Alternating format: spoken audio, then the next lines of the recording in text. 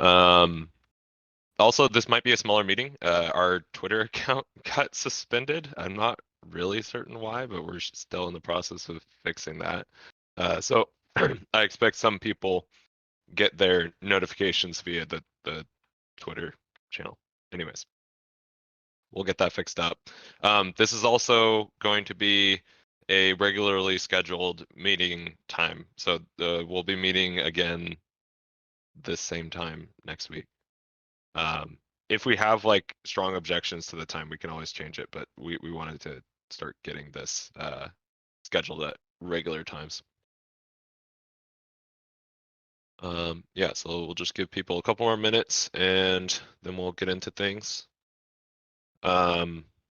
Just to briefly go over some of the stuff that's going to happen today.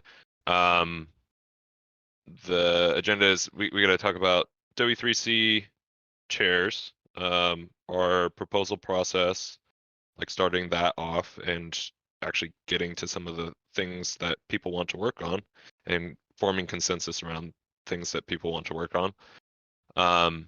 Jin is going to talk a little bit about the blog posts that Jin's writing, and I'll just leave that for him to say. And then we've got an open discussion about oh, that's more stuff for Jin. Then we're going to go into the key results from the OKR session. So we got pretty far. Jesse's going to recap what happened in the workshop, and then we'll go into determining key results for measuring some of these objectives that we've set. Which if you haven't checked out the Fig Jam document, you should do so. Jesse posted the link in the On My Meeting chat as well. If you don't have a Figma account, you can view the document, but it's really better if you want to be able to participate in editing things, suggesting things. You can sign up for a free account and pop in there. I see there's about 4 people in that document right now. But go ahead and pop in. I think this is about quorum. Tyler, if you haven't started recording already, you can do so now. Also, thank you so much for doing that. Perfect. All right. So welcome again to the third Oh My weekly meeting. If you're new here, this is our space to talk about interoperability across the metaverse. We are a W3C community group, and we're also still in the process of figuring out some other organizational settings about how we can operate as both this sort of standards body, but also as a community that's accepting of anyone working on metaverse projects. People of any sort of skill set should be able to get involved and help shape the future of the metaverse. I'm going to go into the agenda. If we have, I think we have a little bit of time. So if you're new here, I'd like to do really quick introductions. You can use the raise hand button in Discord if you want to come up and talk just a little bit. Just give us your name and kind of why you're here or what you're working on. Just keep it really short, like 30 seconds or something like that. So go ahead. If you're new here, if you haven't been to any of our meetings, go ahead and raise your hand.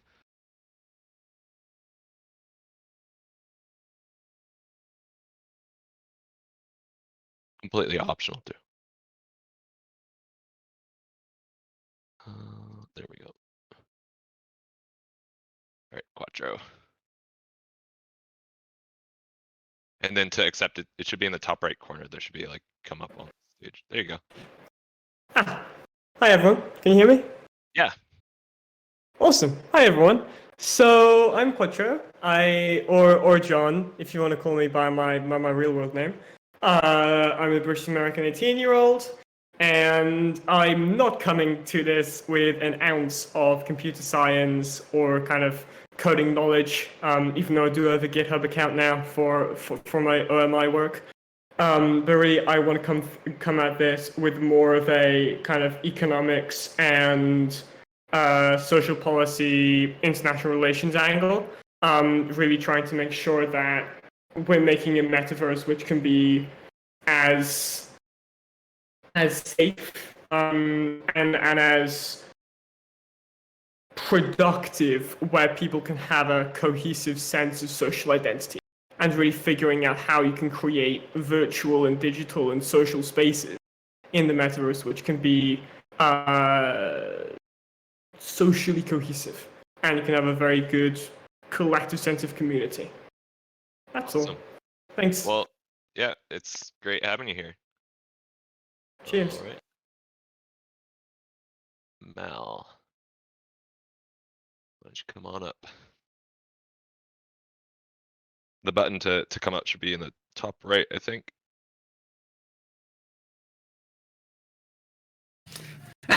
Find it in the end. Okay, can you hear me now? Yes, we can. Right. Well, first of all, you were discussing times a minute ago, and all I can say is from my point of view, this is an ideal time. It's 5 p.m. in the UK here where I am. So the end of the day and relaxing in the sun, such as it is. Anyway, my name is Mal Burns. You can find me on Twitter at twitter.com/Mal Burns, all one word. And I've been involved with different. It's hard to define the metaverse these days, or whatever it's going to be. But I've been in Second Life since almost the beginning, and when OpenSim started, I've been fairly active there. I run a weekly Avatar TV, where it's just news at the moment, but it used to be interviews as well. And yeah, I actually have 3 Twitter feeds, but this is the main one. And I just, if anybody out there actually follows me, you know, I just tweet all day, different links to everything to do with VR, the metaverse itself, virtual worlds, and what have you. So I can't do coding or develop myself, but I mean, my passion is virtual, united virtual worlds. Let's put it that way. So you know, I'm forever promoting interop and stuff like that. So here out of interest more than anything I can practically do, so to speak. So excellent. Nice to have you. And to be here, of course.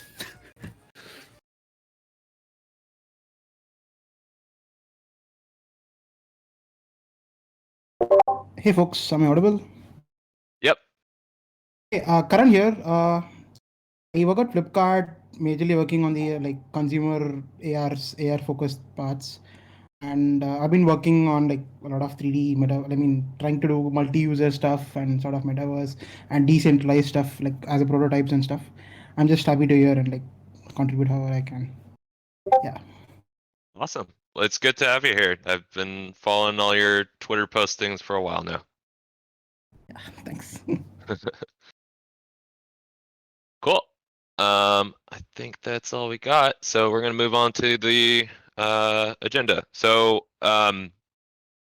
previously we talked about W3C chairs. If you go to our Oh My home page, we have some next steps that were I can link that to everyone and put it into the meeting chat.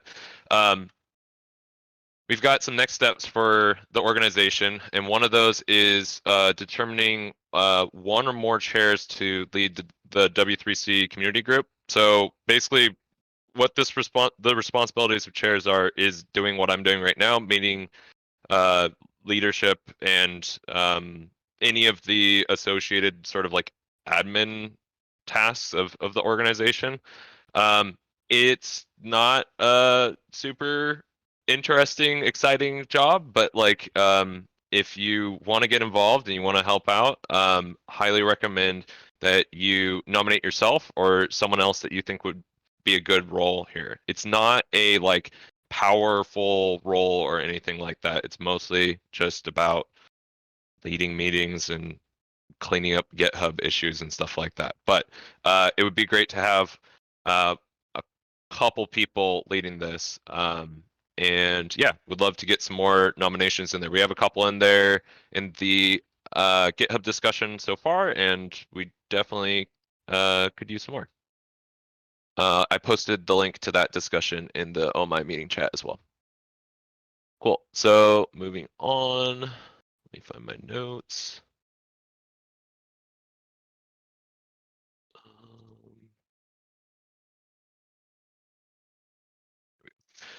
So the proposal process. So far we've been sort of just talking ad hoc in Discord, and we've been trying to shift the conversation over to GitHub discussions on just like larger, broader topics and things like that. We have had one, I believe, but there's been a couple of topics that I would consider to be somewhat like proposal in nature on our GitHub discussions, but we need to start thinking about a formal work process that just kind of leads to um, eventually a draft specification process. So this is kind of like if you have an idea about how to solve um, interoperable metaverse identity, for example, you would go ahead and you would create a GitHub discussion and you'd write an explainer. This isn't like a whole like draft specification. You don't have to write in terminology this like technical documentation process that is used in these standards. What we want is plain English with examples of data structures, code snippets, whatever you need to fully express your ideas. You should submit those as GitHub discussions on the Oh My repo, and we can have further conversations around these sorts of topics. Proposals that want to be turned into draft specifications, which will be maintained in separate GitHub repositories, need to have more than one implementer. So that means if you are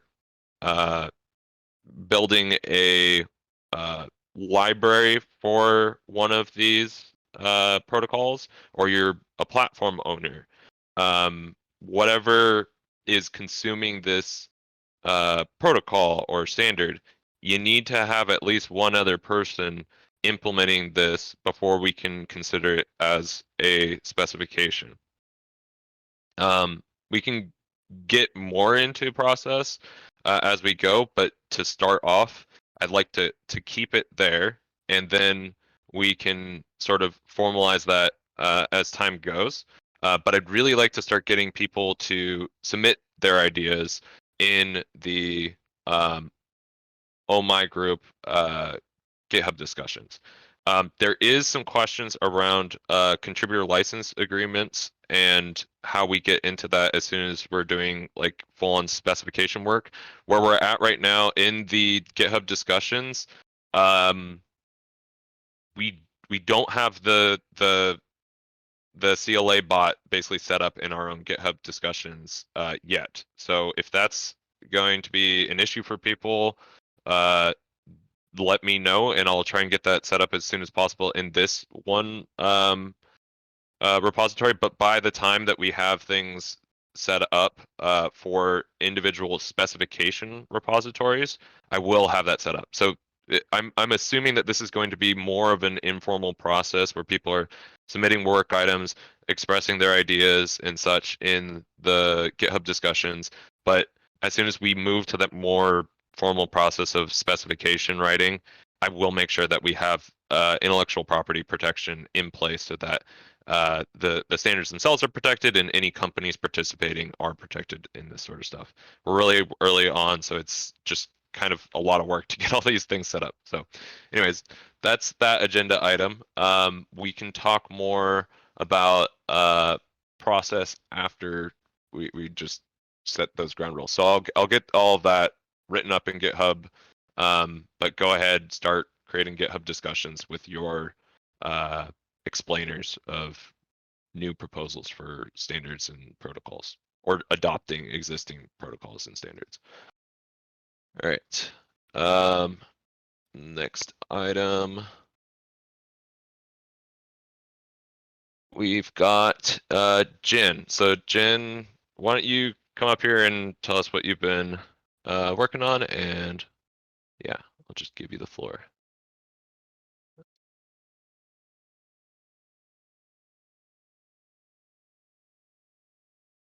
Hey, so yeah, I've been working on, I guess, like, let me just link the GitHub discussion on incentives. So if y'all didn't know, we started a working group very similar in kind of mission of bringing together developers that have been working on virtual worlds, VR, and peer-to-peer technologies to create an open metaverse. It was called, it is called, it's kind of just like, he ran like events for a full year. Every other week, you can see them in this repo, and also in terms of all the lightning talks that we've had, they're on this YouTube channel. So this group has, had a charter, and I'll link the charter here too. We did lightning talks. We had, Discord discussions in which very rarely you get all these people working on different projects together in one Discord to talk about how to make things more compatible, because usually people just work in their own silos. So it's really valuable to have that. But, after running this kind of organization for, it lasted for 2 years, kind of just as an open group. There's a lot of lessons learned, and I've been writing a blog post just kind of reflecting on what what it was about and what we would do differently. And, actually, we built some tools for resurrecting it to make virtual events and to incentivize participation, such as a Discord bot, because no matter, like, when it comes to all these virtual world projects, 99% chance there's a Discord community attached to it. So, and that's where many people spend their time. So why not we build tools there to kind of interface with interoperable open standards through there. So yeah, I'll link this incentives thread just to kind of for y'all to check out. And it's about, so we helped, organize dozens of events, cross-platform field trips, and, I was the person who took notes of everything. You can even see, like, for the first 4 meetings, I scribed everything.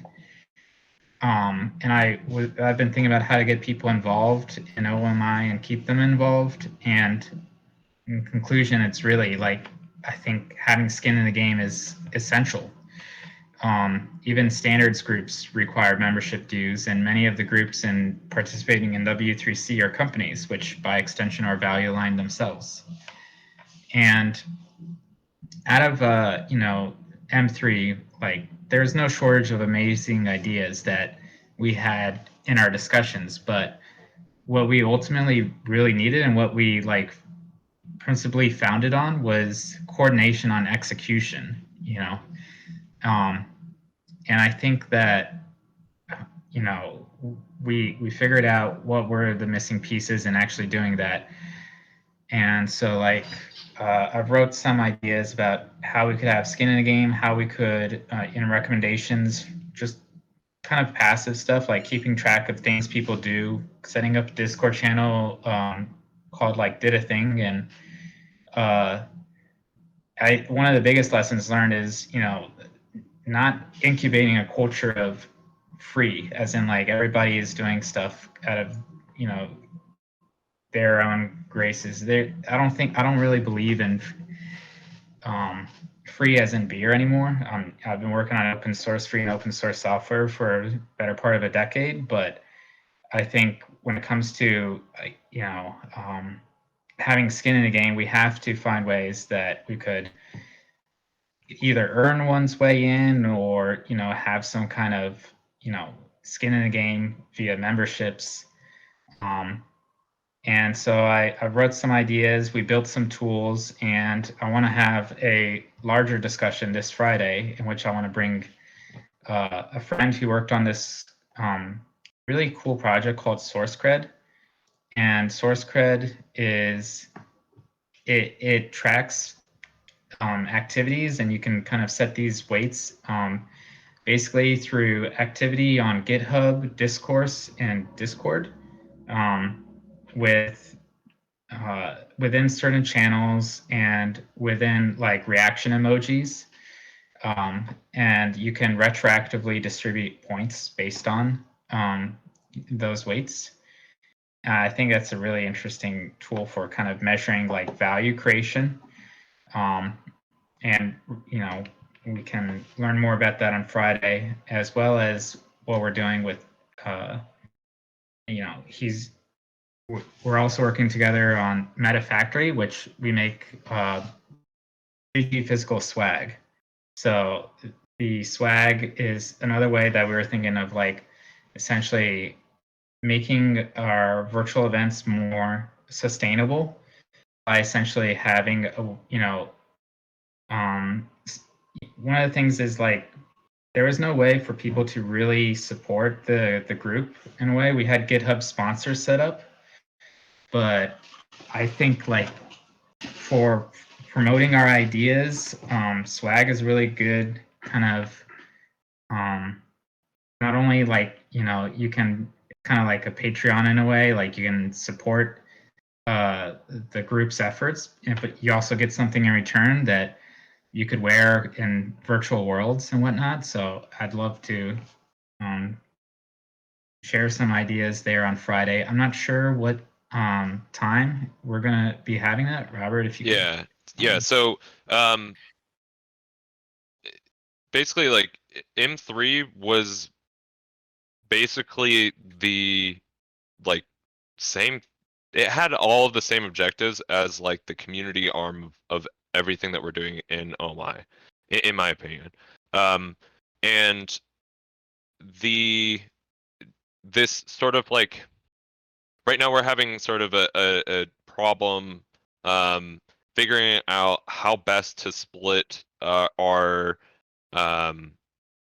community into these sorts of groups of like very technical in the weeds technical specification process, and then also maintaining all of these community led projects towards all sorts of things. Like we'd love to have basically the MDN web docs for the metaverse. Like how do I go and create a cross-platform capable avatar? How do I spin up one of these servers? Things like that. Our community should be like working on projects together that help serve the best interests of everyone out there in the metaverse. But like Jen says, it's time consuming. It's a lot of work to run these sorts of communities. Getting these events set up. So we want to do lightning talks, and we want to do sort of these like show and tell sessions. This is something that M3 was already doing, but it was a lot of work. How can we help these people continue doing this sort of work in a sustainable fashion? So on Friday, I'd like to invite people to a less formal sort of like forum to discuss like how do we want to run the community side of these sorts of things. Could we resurrect M3 and make it more sustainable? Is there some way that we can ensure that OMI and M3 can work together? Is there other alternatives to that people have in mind? I've been talking to people about nonprofits and platform cooperatives. There's all sorts of ways that we can organize this sort of stuff, but yeah, Jen has a huge amount of experience in running a community of a pretty reasonable size for quite a long time in this area. So yeah, so we'll be holding a forum on Friday. We'll say probably afternoonish Pacific time, just because I know that there's like a really good time slot based on we did a survey of all of our members, and there's a time slot around noon Pacific. That's pretty good for people. So we'll tentatively say that. I'll get an announcement out there. I'm gonna ping everyone again in the Discord. Sorry about that. And then we'll get it up on our Google Calendar and maybe our Twitter if I can get that unsuspended. Yeah. Anyways, yes, super excited for that. Jen, can't wait to talk more about this sort of stuff. It's a long discussion. We'll see how long we want to talk for, but yeah, definitely come to this event. We'll get all the details out to everyone and sort of figure out how to keep everyone involved in this community and create a good home for everyone. Cool. Sounds Next, good. yeah, thanks, Jen. Next up, we got Jesse, and we're gonna jump into the remaining part of our key results section.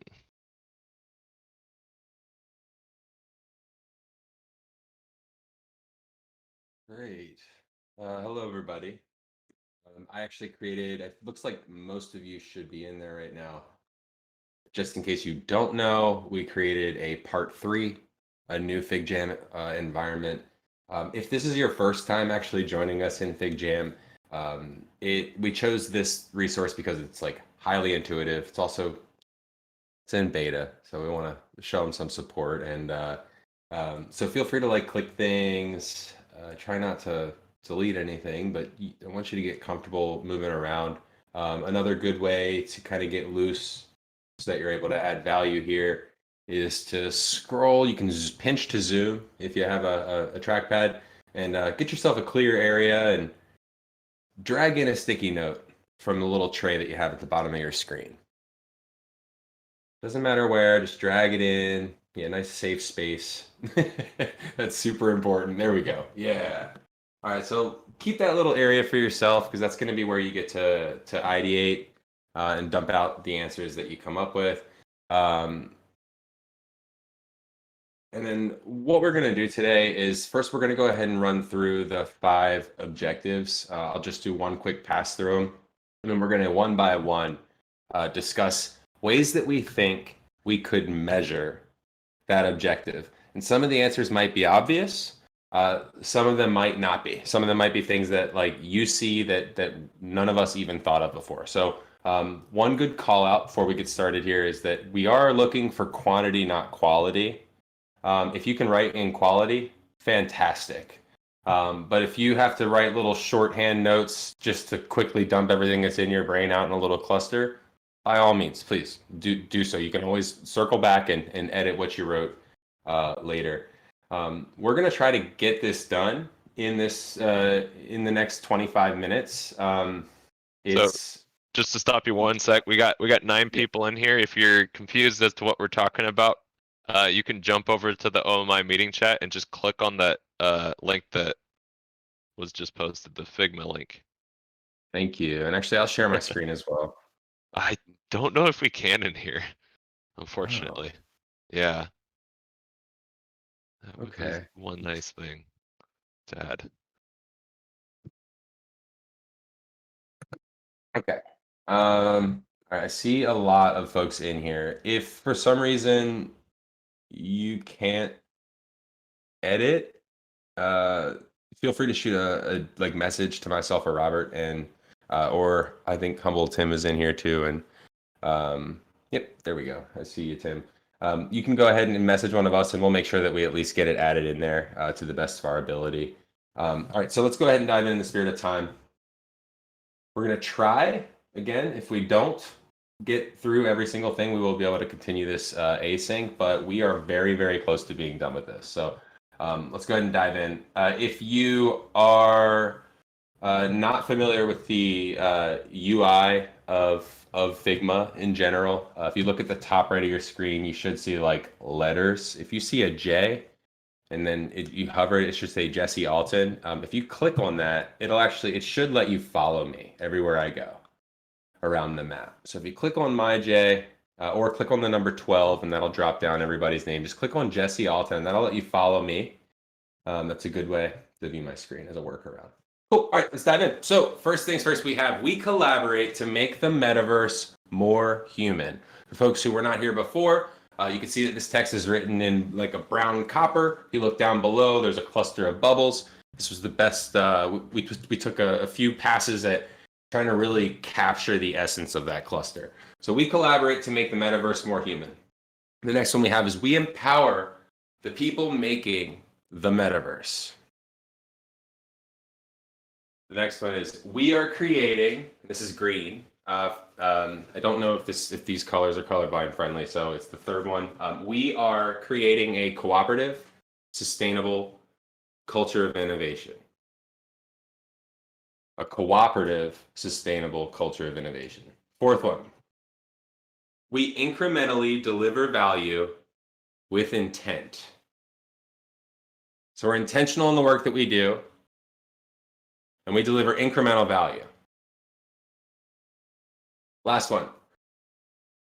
We must achieve resiliency through diversity and freedom of choice, making things optional, diversity in all of its ways that we discussed. We had a nice conversation, and that's something that I'm glad made it to the top. So let's go ahead and scroll over to the left.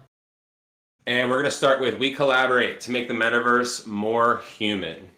Some of the clusters I have are human-centeredness, a seamless end-user experience, ease of accessibility and use, privacy-focused, a design system. Love that got squeaked in. I might have squeaked that in. I don't know I don't remember when that got added, but I'm glad it's there. And then a research-driven culture with user centricity. Absolutely. All right, so this is our theme we're talking about. We collaborate to make the metaverse more human. What I want you to do is I want you to, in your safe space, go ahead and you're going to drag in stickies in your space. And I want you to write out as many ways that you think we could measure how we collaborate to make the metaverse more human. Okay? We're only going to take 1 minute for this. Okay, so let's go ahead. I'm going to start my timer now. We're not sharing the screen. 1 second. Let's do one quick, just like example of that. So like, collaborating to make the metaverse more human. So in the original OKR thread, I was talking about sort of maybe including some researchers involved in XR design or 3D design around, accessibility, around human-centered design, privacy, all these sorts of things. These are things that we could do as a group, is bring these sorts of people in. Maybe we quantify that by saying we would like 3 active members of this research community to be participating in our like weekly discussions. That's something. Yeah, and for right now, you actually, if for some reason you're having trouble adding a number, we will take another pass at it we'll actually adjust our numbers in the end, so you don't have to get your numbers right now. But it is if you can make it number based, that's very helpful.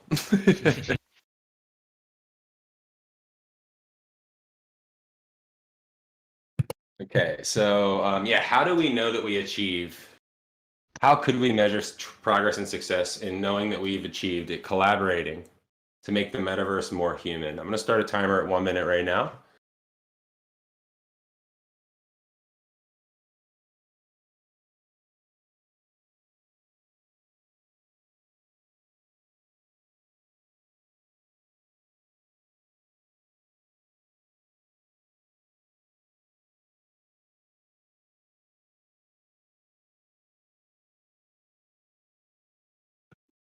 The ways that we collaborate to make the metaverse more human.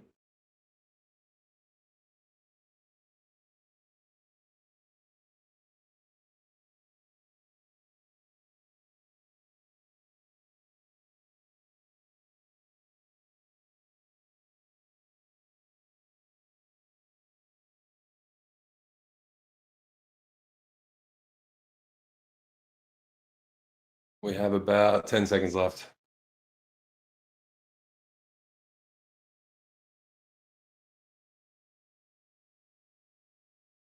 Okay, cool. So I'm gonna go ahead and I'm gonna zoom out. If you are following me in my screen still, you can see that what I'm looking for is I'm just looking to see if we have answers. It looks like we've got some folks have put some stuff in there.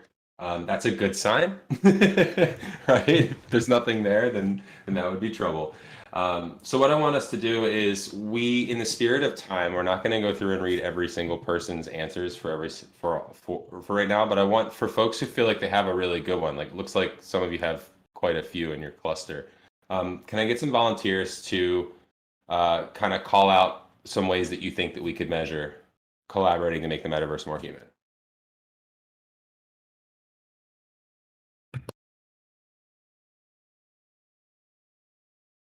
So we see one. Great. Cool. Invite you to speak. Shadow, thank you. Oops, I was muted. Okay. So yeah, I think just doing some research. I have mine over here just doing good research with ours. So I've listed things like 3 to 5 usability tests per feature or product that we eventually put out there. Things like having qualitative user research with a specific amount of people per user type. So generally around 8 to 12 people per type, and user research with a good sampling amount. I recently learned this idea of extreme sampling, where you look at the people who, for instance, are really not technically savvy and people who are very technically savvy. That way you have a good understanding of the extremities of what your product or service is going to be helping with. And then dimensional sampling, which is looking at basically a proportional amount of people that has to do with the type of user type that you're going to be dealing with. So just good user research. Great, thank you. And I see we have some others on deck too, but before we move on to another cluster, I want to make sure that we capture some of the key points here. So we've got qualitative user research with 8 to 12 people per user type. Love that. So first, and that breaks down to us defining different users and making sure that we're tracking that. I also see some service design elements that could open up from there. So I love that. Do 3 to 5 usability tests per feature and product, and user research with extreme sampling or dimensional sampling. For a better format, what I'm going to suggest here actually is go ahead and grab all 3 of those, and if you can actually copy and just open up a text box. If you can, and yeah, so see how I have this right here now, qualitative user research. I think, and moving forward, we'll probably use text boxes instead. Go ahead and put those 3 points that you have up there next to that objective. That'll probably help us all be able to track what each other are sharing. And I hope everyone's okay with that quick format change. Yeah, so bring it up here to the top left. We collaborate to make the metaverse more human. Thank you. And I think that those are all really good. So I'm going to go ahead and Adam, I see you're on deck, so I'm going to invite you to speak. And Quattro, I see you're up next. Quickly. So I had the privacy one and the A11I, which is the abbreviation for accessibility. Privacy, I know the W3C has some standards around portable privacy policies. I realize that those are designed for web stuff, but that privacy group probably has some standards to see if we meet certain criteria to make sure that what we want to be private remains private. And accessibility, just simply find some users that only can operate with certain modalities and see if they could interop with, for example, content we create for the inventory spec or any other specs that we make, and see if it's missing any components that would let them actually exist and operate inside the metaverse. That's it. Thank you. Working on, do we see any themes here or any potential to pair these measurements with the measurements that Shadow just shared?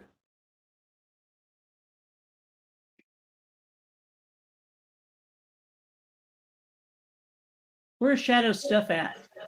What color is it? We're putting it up, in order to consolidate everyone's answers, we're going to put the key points now up right next to the objective. So we collaborate to make the metaverse more human. So I guess let's convert your points to text box and put it up there next to it as we go through it, as folks want to open share. Yeah, and it's just gonna be a format change, and we'll do it that way moving forward too, because then we won't have to do it twice. But thank you,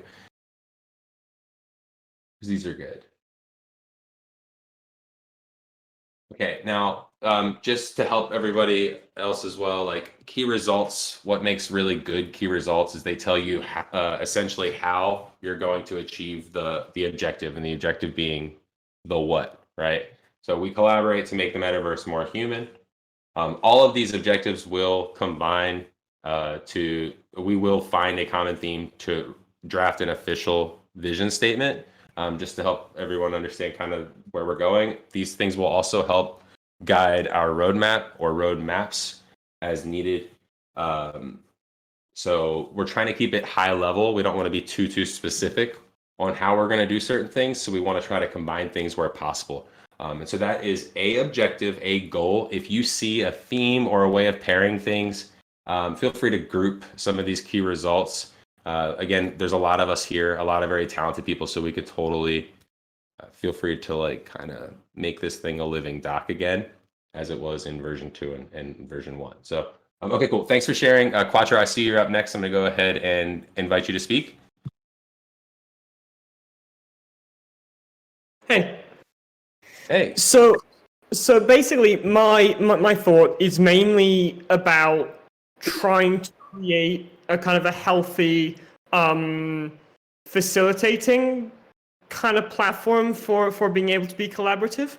And I'm also thinking about how we're trying to create collaborative and integrated ideas. And so I think that a really helpful goal and a really positive goal would be for us to try and form connections and form partnerships with research bodies, such I think it is the Stanford Virtual Humans Interactions body or research division. Anyway, they've got a super interesting group there that's doing really important research, and so if we could try and in any way connect to them, that would be really good, as well as trying to create other collaborative spaces in the metaverse and outside, whether it's through somewhere like Altspace or there's one specific kind of collaboration platform that's like on the Oculus Quest store, which I'm trying to find. I'll just pop in the chat, which I think it would be really good if we could get a workspace going on there, so that we can try and really, if anything, diversify the kind of work we're doing. Those are very good call outs. I particularly like the concept of measuring the number of partnerships, or of specifically not just the word partnerships, but measuring with like how many research bodies or it's very interesting. And I definitely, so if you don't mind, go ahead and copy that and paste those up there in the cluster.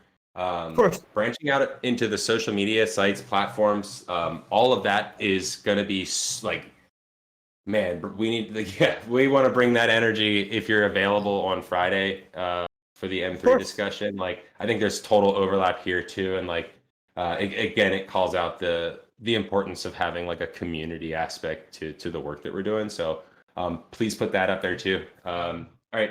So the format that we have here, where it's, we're in spaces, like not everyone can talk, and I kind of keep forgetting that. So I keep kind of like expecting people to just to shout out.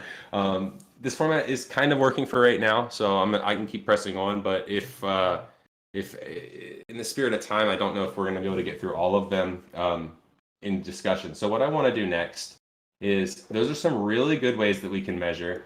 I want to kind of apply the exact same type of thinking to the other 4.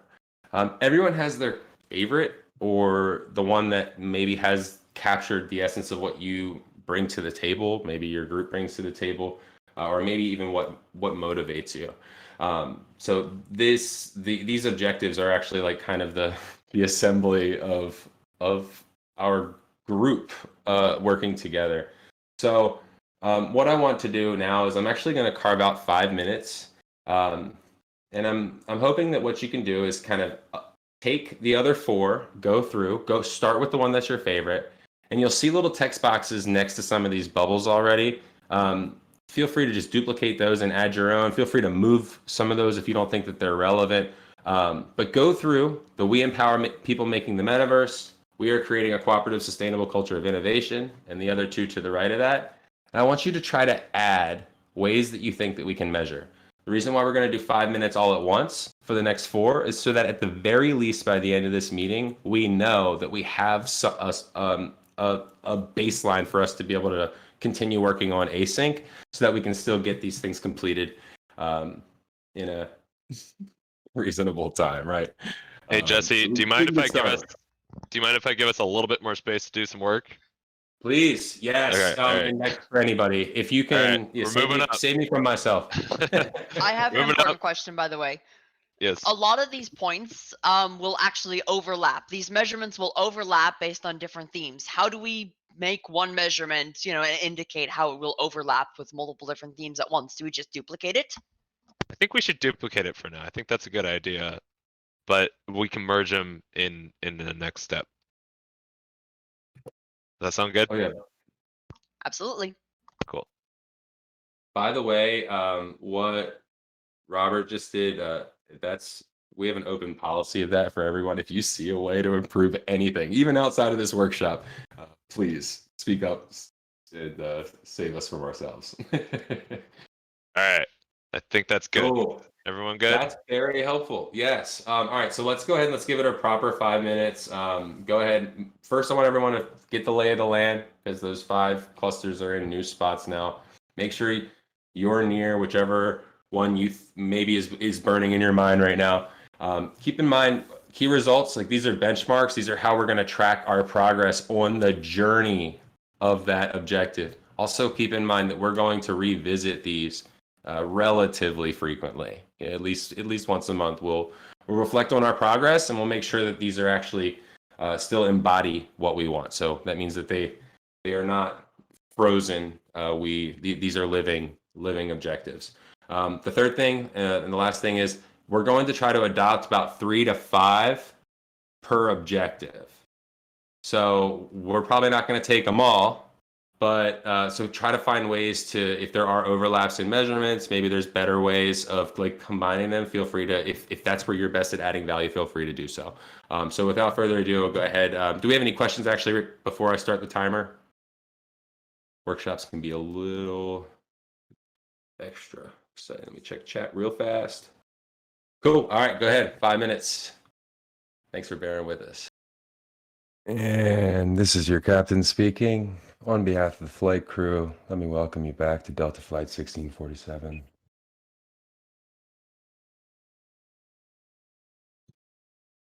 Been a while since I've heard anything like that.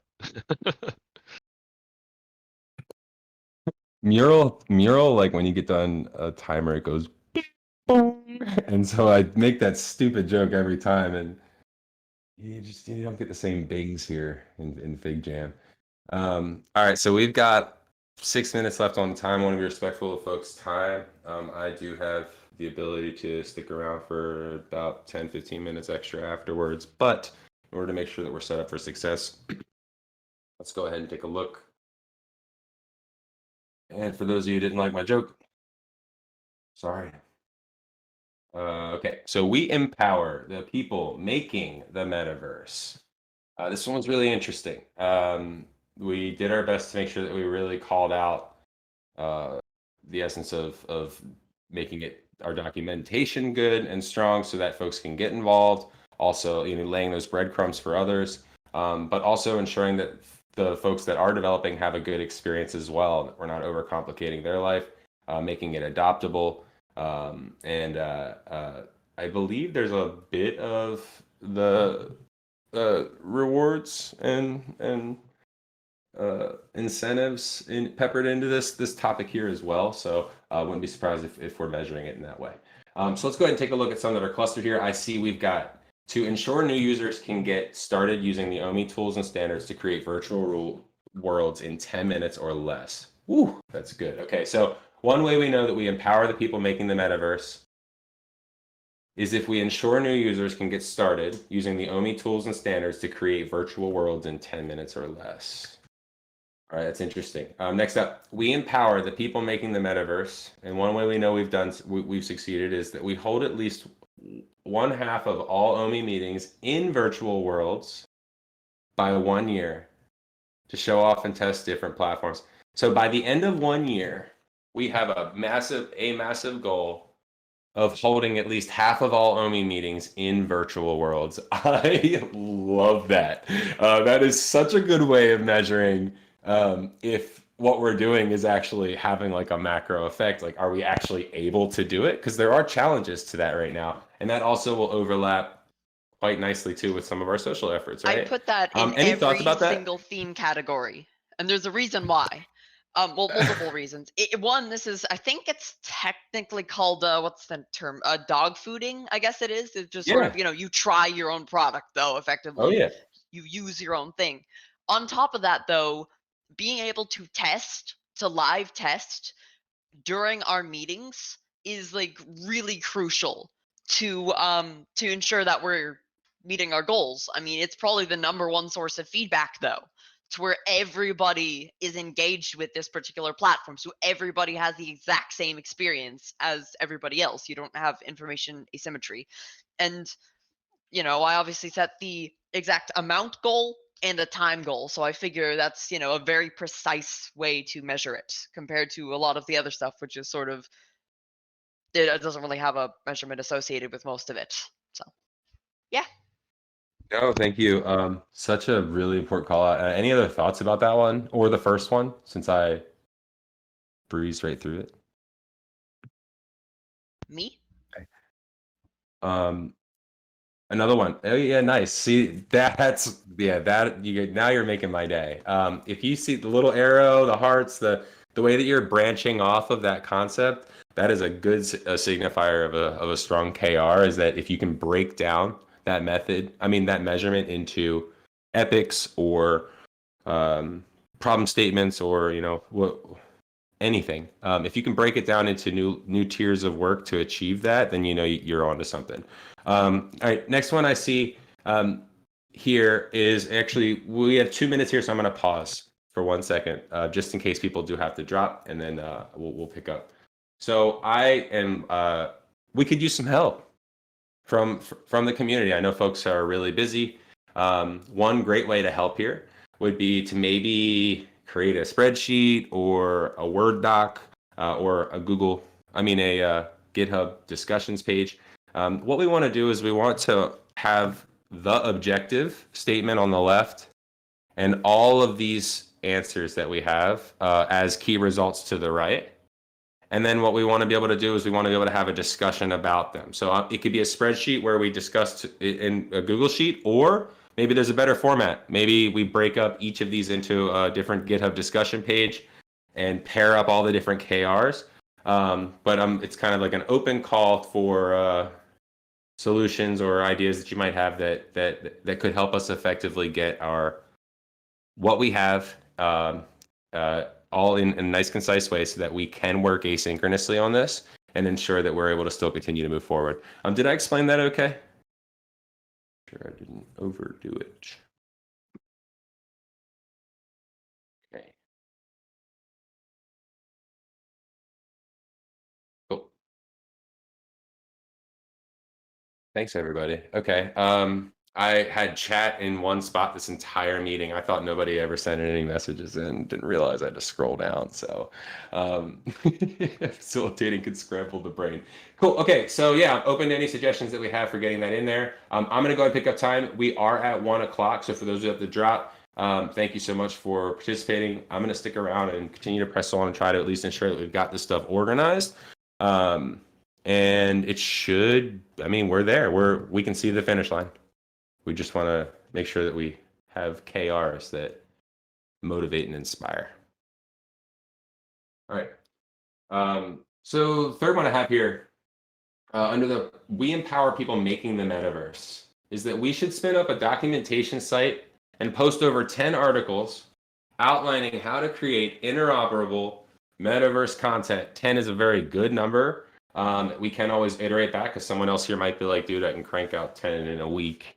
I don't know. I don't want to be too presumptive about the level of effort, but I think 10 feels pretty good. And so I can keep it on the same site. I'm going to move some of these up a little. Actually, I'm going to put them right to the right. Put this here. Let's really get them there. I like that heart.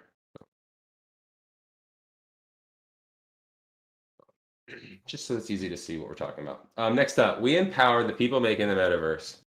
One way that we know we've succeeded at that is that we should curate a list of tools for content creation and publish it on our documentation site. I could use some elaboration. Are we talking about like a toolkit? There's someone who already has. So this is mine. There was someone who already has a site that basically does this, and they've done a really excellent job. So it'd be better if we just collaborated with them or linked to their site, probably. But yeah, there's just like a bunch of game engines and level editors, 3D content creation tools that can export to like GLTF or HTML, and you can basically create metaverse 3D content basically off of these different tools. So basically providing resources for people to get started, knowing what free tools and things like that exist for them. Oh, I love that. That feels related to the posting 10 articles outlining as well. It's in that same realm. This could Yeah. also be maybe when we do a refinement on our numbers, that's when we'll decide what we're framing things as. So it might be like for the quarter or for the year. But so forgive me for using numbers here. If I don't know the LOE here, but curating a list of tools, you could very easily say like we should curate a list. Like it would be really cool if we could post 10 useful tools to our toolkit, right? And then also post 10 articles or how-tos or documentations of how to do something. That just feels like it's in the same vein, and it's so good for this. In for that this particular effort. case, I would recommend giving an even more precise value. For example, you could say that how do I put it? We want at least 1/2 of all projects mentioned in GitHub discussions to have an associated example project that at least 75% of users reading our wiki will see. Right? So that's really precise. And then you can give a time limit as well. Yeah, that's really well said. Another, and it made me think of this just for the group is you can, if you see an opportunity to write another objective as a result of one of these top level objectives, and you want to have a set of OKRs like sub OKRs, that is not only incredibly powerful strategy of doing it, but I highly recommend trying it. So if you see an opportunity to make a subset of OKRs off of any of these, that is another signifier that we're heading in the right direction. I'm saying that because Nova, you just named 2 incredible KRs that feel like they could almost have a sub objective. I'm not sure how to write that down, so could somebody else Me do it either. for me? Yeah, we'll get it done. Let's add that now.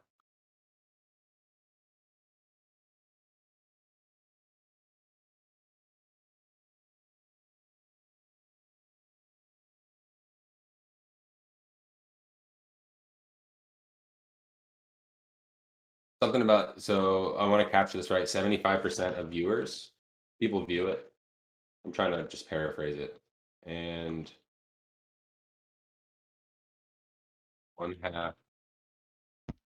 The reason why I said that is because it's in a recordable metric, right? You can basically take a Absolutely. look at how many unique users have viewed the first wiki page and how many unique users have viewed this particular toolkit or this toolkit page, right? Then you divide to get a rough estimate. Yeah. Absolutely. Do you think you can write down your examples just because That's what I've got right there. And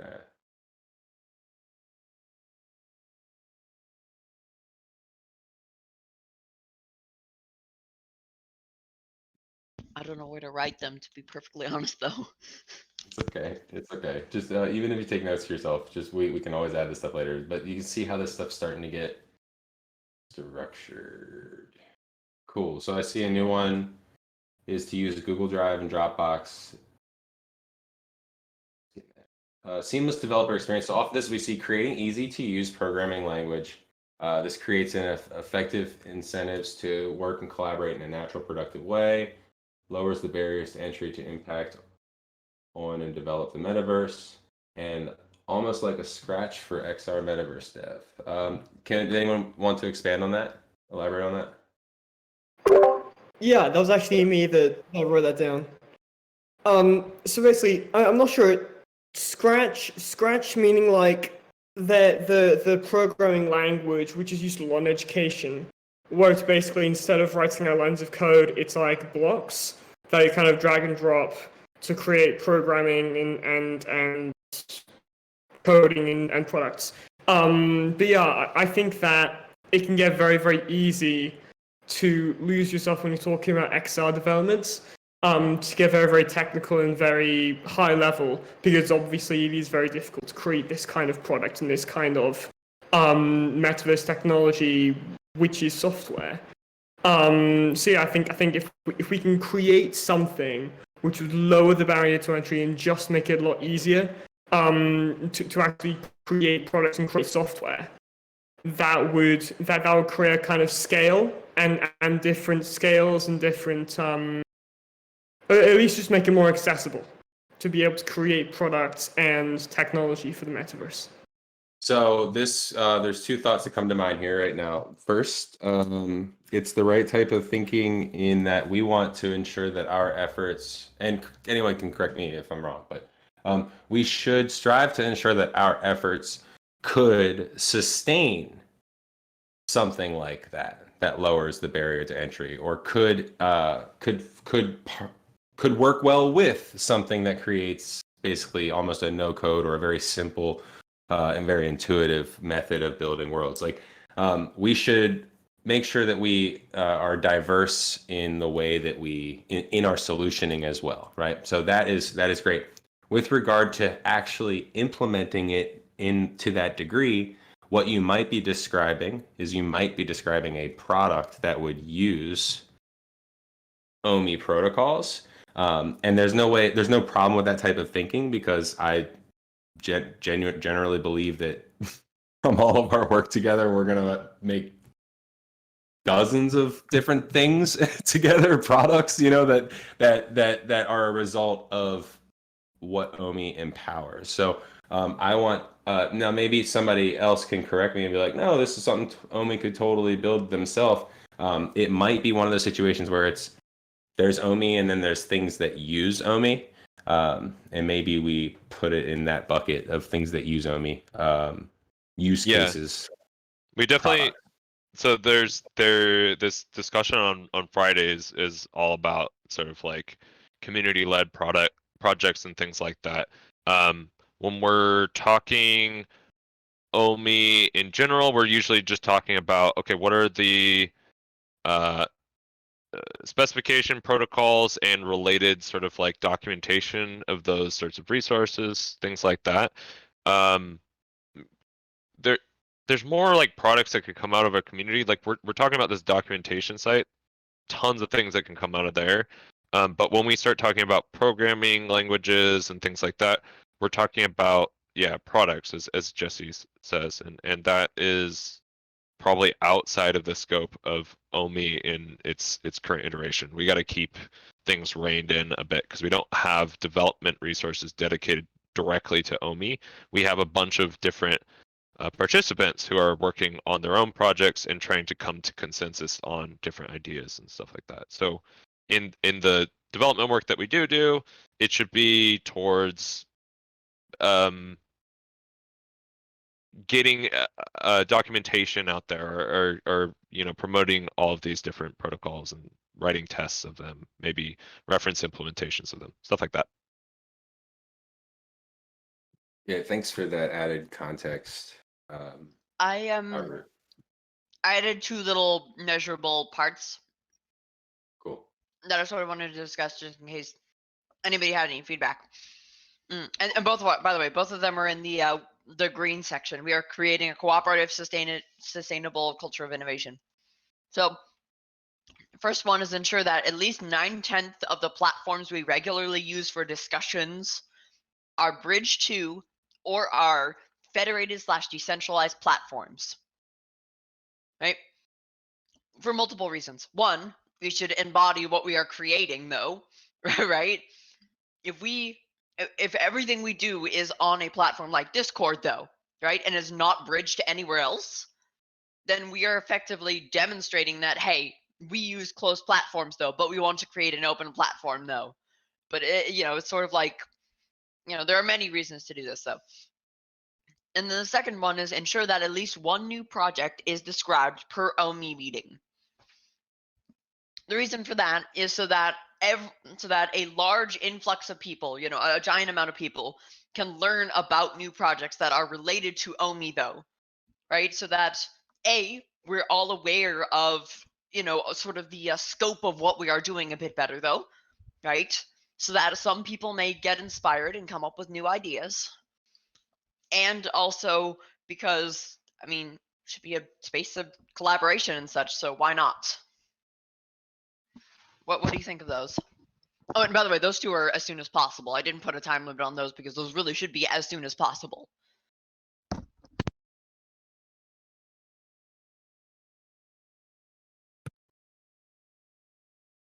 Thank you for that, Nova. Any thoughts about that? Either in the chat or feel free to volunteer to speak. I'd like to make it as open of a discussion as we can at this point now. That felt really good hearing you share that, Nova. So anyone have anything to add to that, or another direction, or something that's related?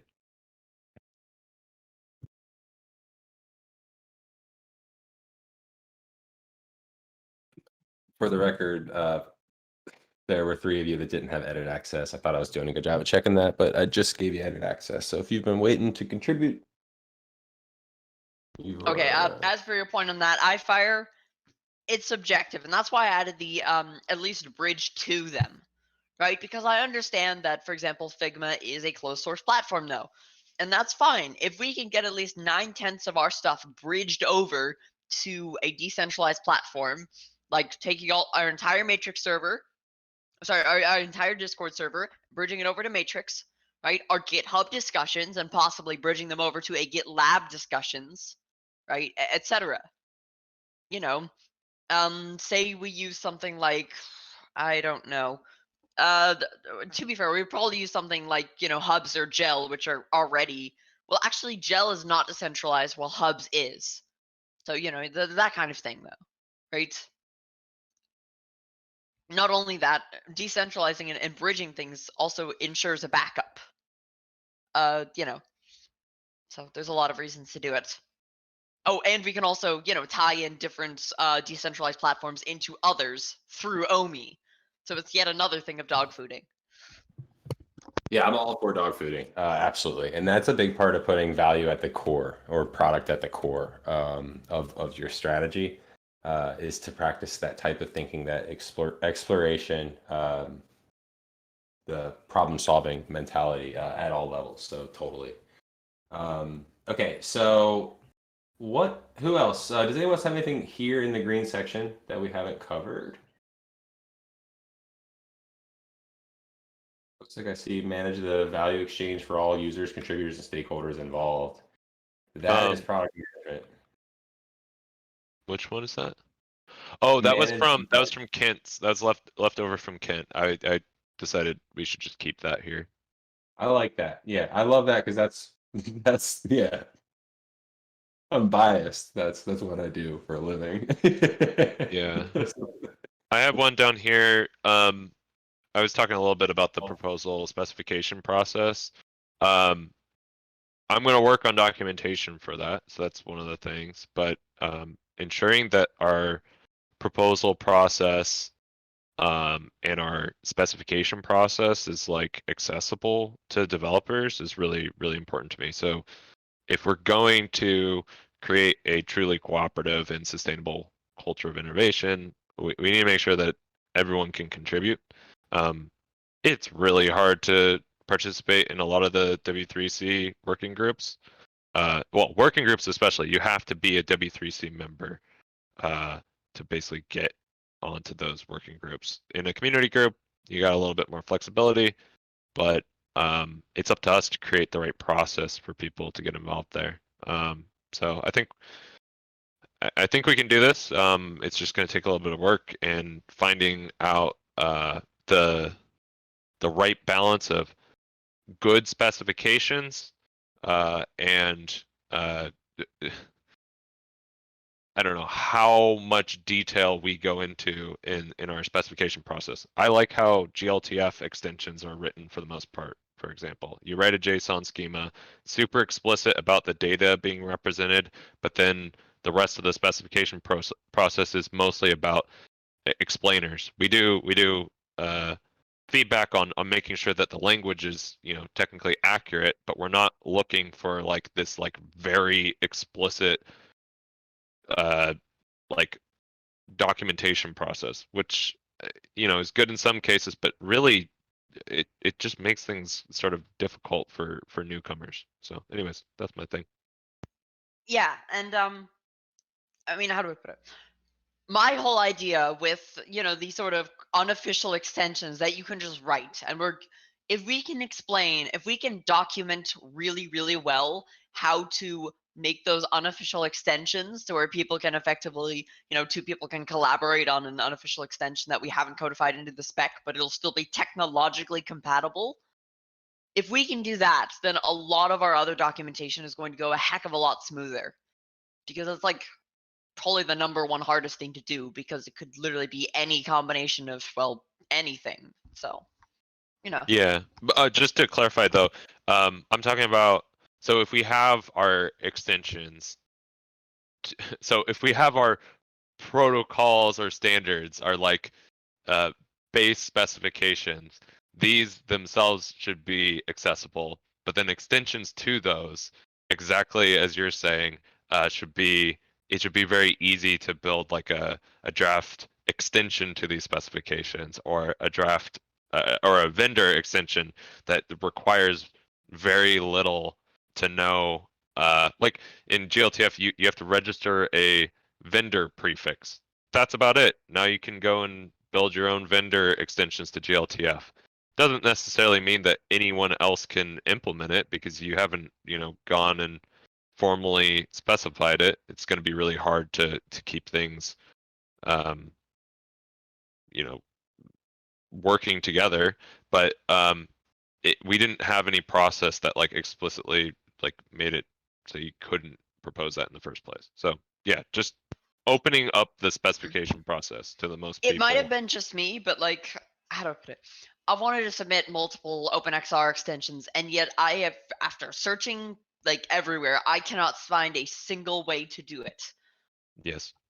Like, obviously I'm not a vendor. I am an individual. I mean, I'm working on an open source project that would eventually count as a vendor, but like, I still want to ensure that, my specifications would be available to others if they need it.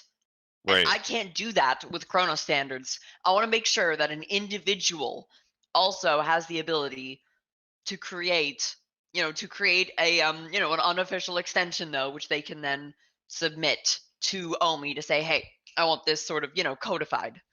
Totally agree. How else do we reach consensus if we're not able to share our ideas like this, even in their like, early states?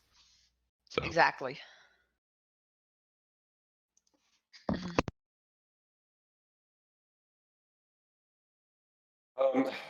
The level of conversation that we're having right now, it's leading me to wonder if it would be easier to create some sub objectives as we go, because that was another one. Like individuals can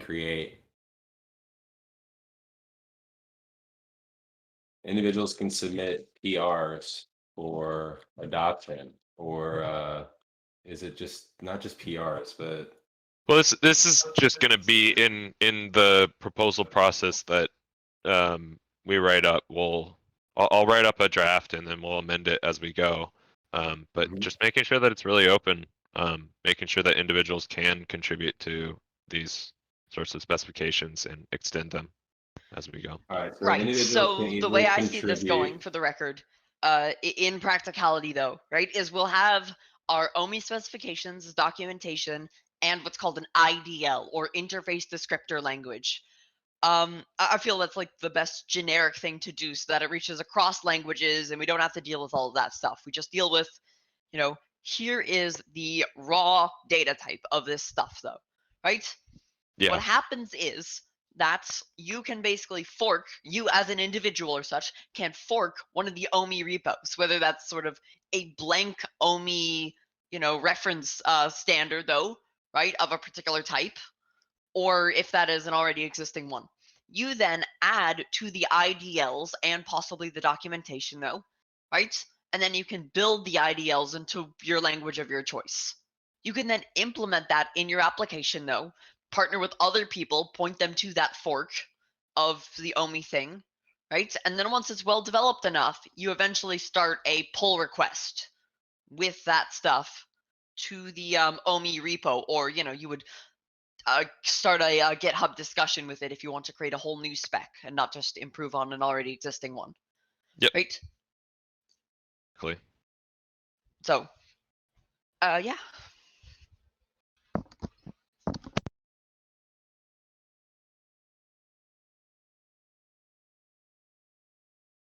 And Jesse, I'm going to Thank work on you. that next. Thank you. Okay. So I will get that documented outside of this document. Okay. Thank you. So I what I was just saying is we're naming a lot of objectives, right? We're also naming some stories. If you're familiar with a backlog and writing tickets that way with stories and epics, like there's a variance in the level of detail that we're getting into here. But I am hearing some sub objectives that are related, right? So like individuals can easily contribute to these specifications. I know that is something that you're going to do, actually, Robert. I know that you're working on drafting up like what that draft proposal process is. I added some notes into GitHub based on what you said earlier too, and I think that like that's going to be really helpful. But how can we measure that? Like, that clearly matters. We want individuals to be able to contribute to these specifications. That's one way that we know that we're creating a cooperative and sustainable culture of innovation. But how do we measure individuals easily being able to contribute to these specifications? We can literally add a key result there and say, Yeah, it's going to be are people doing it, I guess. So how many get submitted, and right. Yeah, I think that's where we start. Submissions. This is an arbitrary number. Oh right no, now. no, that's too many. Each one of those requires, so much conversation. I'm looking for, let's say, 9. 9, good. Okay. 9 is above and beyond, right? Like 9 is like not really achievable. Okay. 9 is tough. 9 submissions. Make it 10. 10 submissions. I would say 9 because I have these like 3 top level topics in my mind and 3 different proposals for them. But 10, just watch me. I'll have more than 9 by like a couple days. Listen, so if that much reading. First of all, you have to sleep. Second of all, that's we need to make that a rule. Second of all, we'll have to. We can always adjust numbers as we go, right? So 9 submissions. I'm just putting that as a placeholder. But like this is the type of thinking that I want us to all adopt. Like this conversation we're having is vibrant and very important. And we're almost glazing over some sub-objectives here to keep ourselves organized. Okay. So 9 submissions, I'll put that there. Is there any other way of measuring the success of that, of individuals easily being able to contribute? Like maybe we don't have very many bugs or support tickets. Again, I'm generalizing to try to spark conversation, but is there another measurement of success for that? or is one good? I mean, the other things in here that are measurable is the meetings. Okay. So, but I don't know. That's just basically like a yes, we need to do the meetings, but we also need to have the discussion to figure out how exactly or who is organizing the meetings and all that sort of stuff. So the bi-weekly demo days and lightning talks and stuff like that. So yeah, I don't know. This is tough because a lot of them are just binary. So these two are, there's another objective here, right? That other objective is, and that objective can be met in the form of another vessel, of a sister company, of one of your companies, of something that we come up with together, of a process we adopt. I mean, literally, there's a lot of hows, but at the end of the day, the objective here is to reward folks for contributing. Am I capturing that right?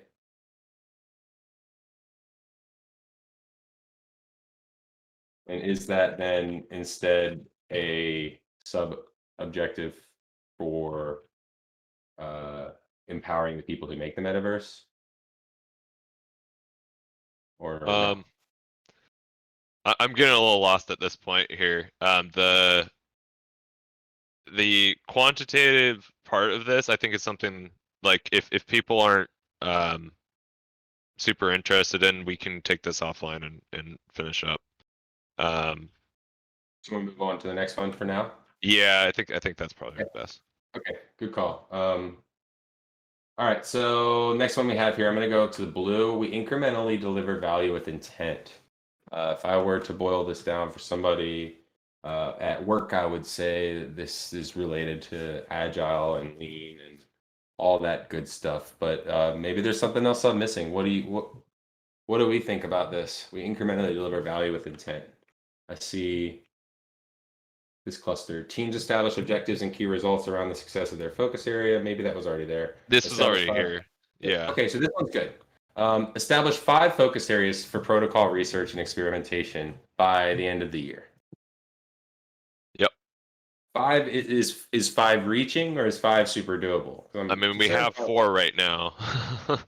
Oh, 9. I would rather keep it small, to be honest. That's probably kind of the goal of this thing, is to keep it small. To be honest, it's smaller is harder. Keeping our focus areas limited allows us to, direct the right amount of effort needed to really get these things done before moving on to other focus areas. So focusing on 3 to start, it would be my goal, and then once those are far enough along, then we can take on new ones. Okay. One good thing for when we're setting numbers here is we want them to be a reach. If we don't want to achieve 100%. Well, reach here is minimal. The goal, the objective is incrementally delivering value with intent. It's the fact that we're doing it piece by piece. So the fact that we can do a little bit and then reassess and bring on new concepts, I think is the goal here. Is so trying not to broaden our horizons too wide too early. Well, I also see it as not getting not trying to make one thing perfect, because that's the death of innovation. If we obsess too hard on making one thing perfect, perfection is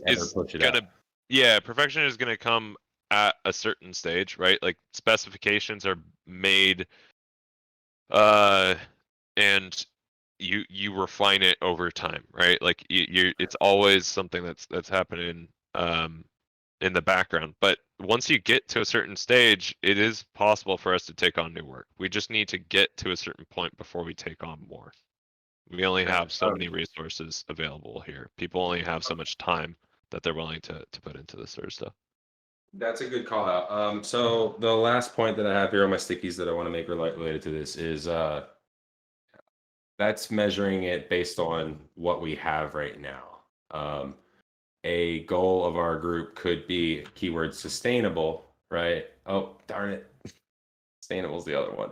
Part of our goal around sustainability in our innovation is that one person can't do everything, right? And just like one org can't do everything. We want to try to reduce bottlenecks. So I think a measurement of our success is our growth. And I think that a way of measuring our growth is measuring the number of focus groups that form. As more people come in, we can get deeper in the predefined focus groups, sure. So maybe we measure the number of people contributing per focus group. That's a great way to measure that. But I think another measurement is our overall growth of how many groups have self-formed and are still under OMI and are still with OMI and haven't split off into civil war into some other new thing. Can we continue to grow and stay together? Is I think a very important thing to measure. And I hope I'm finding the right words to share that with everybody. Yeah, this is something I'd like some more input on. Okay.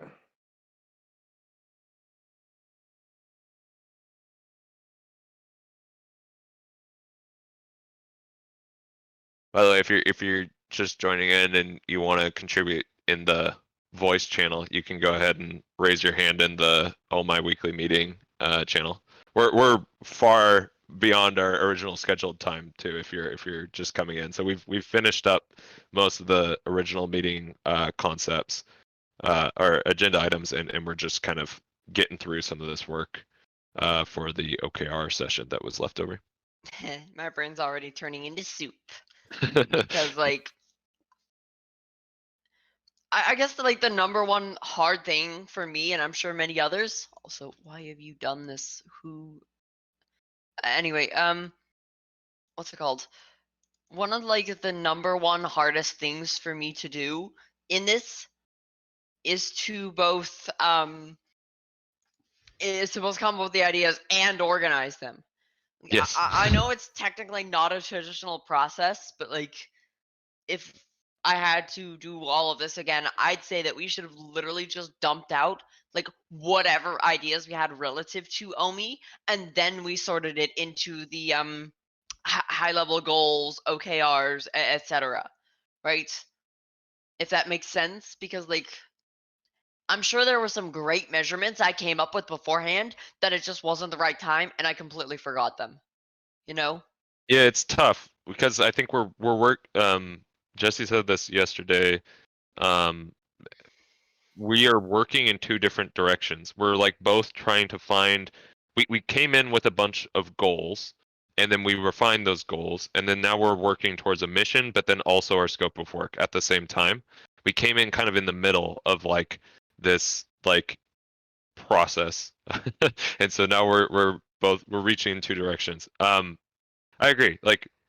We need to take in a lot more ideas and refine these objectives over time. I think that's how I would probably look at it. Is we're building this document.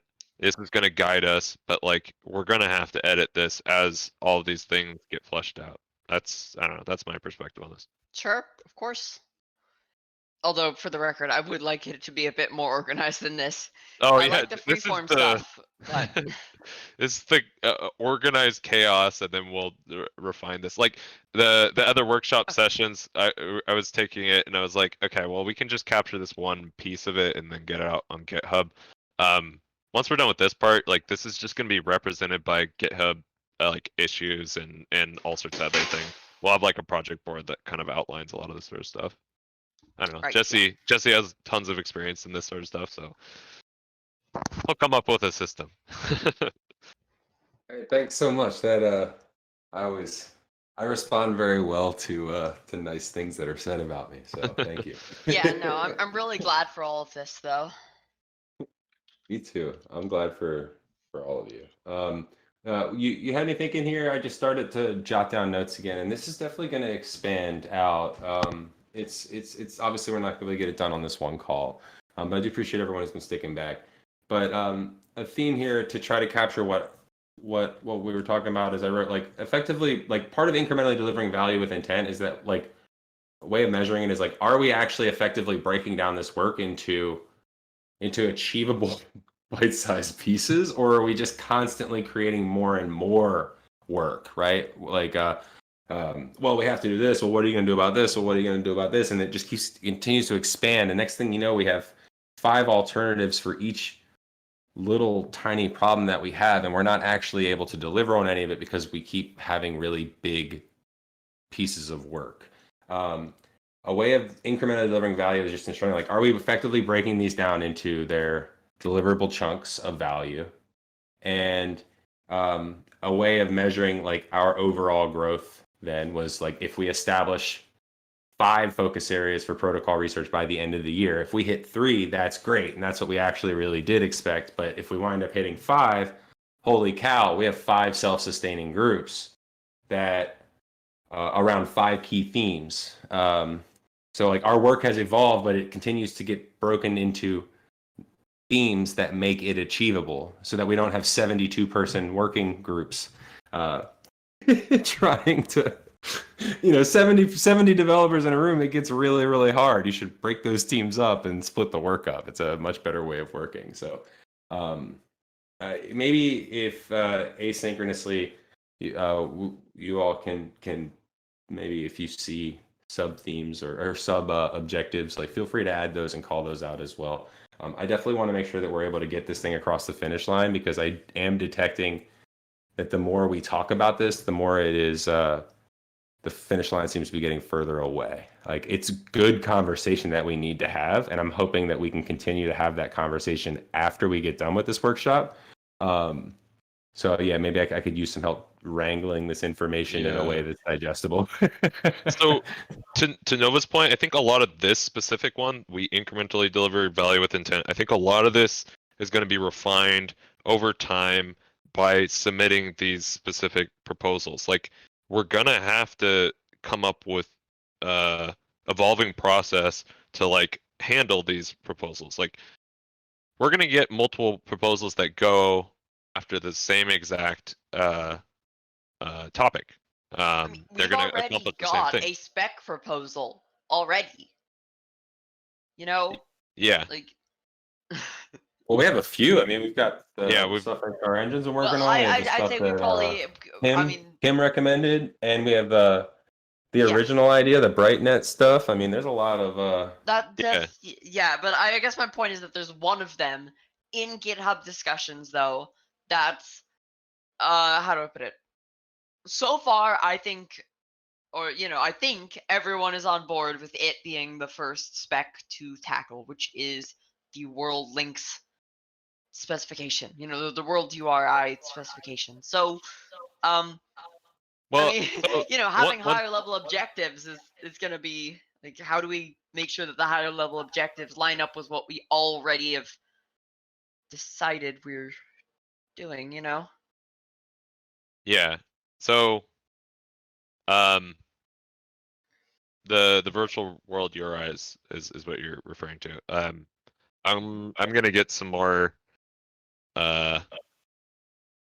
proposal sort of like process documentation out there, but like we do need some more stuff in there. So I would say, yeah, this is a proposal, but we need to like make it into like a true proposal, which includes like, okay, what we've got like this list that Tim hopefully made, which is like all these different existing yeah, URI that was formats very and stuff helpful like that. though. Yeah, it's And incredibly I helpful. obviously Like, made, and a very base level initial observation of, this is what Yeah. every one of these has in common. this So is a discussion like leading towards a proposal. So we're yeah. Right. Anyways, we're yeah. figuring it out. Mhm. Anyways, these are We- more of the discussions I want us to start having and like coming to consensus on like a more detailed proposal, and then we're gonna have multiple I of these guess that. the thing is, though, is that in that discussion, I kind of feel like we're at the stage that we know the full scope. It's just like, how do we arrange the stuff? How do we actually start doing, practical implementation of this? Because like the world URIs are something you could literally explain in a few sentences. It's literally just, you have the particular platform, right? So then you have a separating symbol, and then you either have the world ID or coordinates, right? And then if you have a world ID, you might have an instance number after it. And that's like literally it. I've described the entirety of basically would encompass every single virtual world listed on that entire list. I think You there's a should little listen. bit more to it, but like I Of think course, yeah, of course. we're ready to move this forward. Now we just need to figure out who's gonna implement it and where is this gonna be used and all that sort of stuff before we go and like make a specification. We need to have Right, of course. stakeholders in this sort of thing. So We'll we do can two start pieces of talking about homework. that. Yeah. Robert, Robert's already said you've already owned that you're going to help draft what that draft proposal process looks like, and that's Yeah. essentially what we're talking about here. So we already know Yes. Robert's going to get us out, get that out this week, you so much right? for And that. then we'll be able to talk about that. Yeah. And I'll also take some homework here too. I have a lot of experience in wrangling mess and spaghetti of information from a workshop doc into a presentable, digestible doc. Again, if you all can help with that, if you have ideas on ways that can be presented, please, absolutely, all hands on deck. That'd be great. But at the very least, you can count on us to continue moving this forward and to have something for your review this week as a group. Okay, but there's one thing we do have left that we have to do today before we can safely bet on that, and that is that we need to talk about this fifth objective. And that is that we must achieve resiliency through diversity and freedom of choice. This one, we rewrote multiple times to really try to capture the information that was here, right? Because we're talking diversity of participants, yes. We're talking about diversity of contributors, yes. We're also talking about building for all different types of users, and trying to just really remember it was hard to say, but do it quote unquote the right way this time, right? So that was a big part, but also about making parts of our work optional, right? Like these if again, this is breaking down our work, breaking down what we roll out so that folks don't have to do all or nothing. An example might be if you focused on the inventory use case of OMI, or that theme, right? Maybe a specific game creator wants to allow folks to use our world traveling protocol for folks to be able to come into their world, but maybe once you get in there, they don't want you to bring in any inventory or anything like that because it screws with the story that they wrote. Well, we're not going to shame them. It's not going to be an all or nothing, right? So that part, that freedom of choice and implementation and flexibility, I thought that was a really important call out. That's why I'm really glad that all of our specs, we're prioritizing making our specs isolated from each other, intercompatible, but still isolated. So which that ties way, into to what Quattro was saying as well about the importance of making these things like or like that use case, potential use case of OMI, even where it was like making that very simple programming language or drag and drop or no code builder environment, whatever those things turn into. That type of thinking is about making this accessible and diverse, not only in the beginning and not only while we're building this thing, but long after as well, right? So I think I did my best to capture it in my little talk there. I'm going to pause. What does this make you feel? And how do you think we can measure the success?